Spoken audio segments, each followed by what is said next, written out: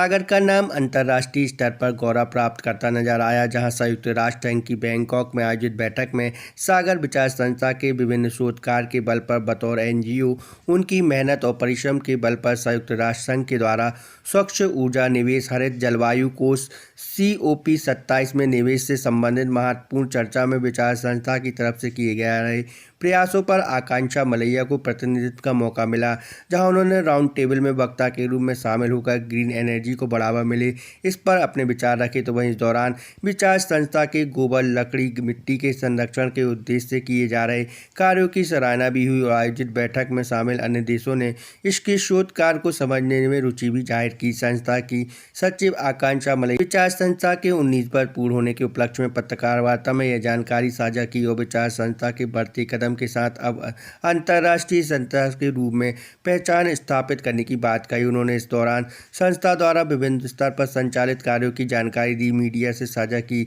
साथ ही किसी प्रकार के राजनीतिक लाभ के उद्देश्य से संस्था की गतिविधियां संचालित नहीं होने का दावा किया। उन्होंने कहा कि जिस संकल्प और उद्देश्य के साथ उनके पिता और उनके सहयोगी ने इस संस्था की नींव रखी, आज वह विशाल वट वृक्ष का आकार लेकर सामाजिक सरोकार की कसौटी पर खरी उतर न केवल सागर प्रदेश देश बल्कि विदेश में भी अपनी अलग पहचान बना चुकी है। आप सभी को मेरा नमस्कार। आज जो ये प्रेस कॉन्फ्रेंस हो रही है, इसका उद्देश्य है एक संदेश देना कि विचार समिति अब एक अंतर्राष्ट्रीय स्तर की संस्था बन चुकी है और हम लोग अंतर्राष्ट्रीय जो सस्टेनेबल डेवलपमेंट गोल्स हैं उनके लिए कार्यरत हैं। हाल ही में बैंकॉक में हुई संयुक्त राज्य संघ की बैठक में विचार समिति को इनवाइट किया गया, क्योंकि हम लोग पूरे ही 17 SDGs पे काम कर रहे हैं। अब तक 200 से ज़्यादा रिसर्च पेपर्स हम लोग सोशल इश्यूज़ पर बना चुके हैं, लिख चुके हैं और निरंतर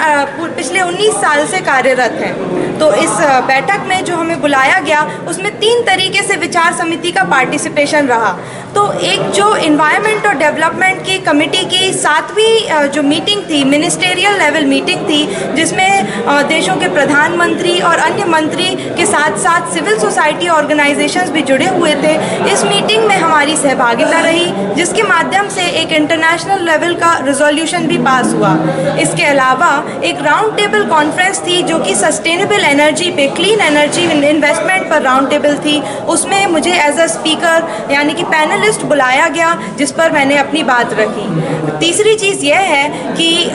विचार समिति जो कार्य कर रही है,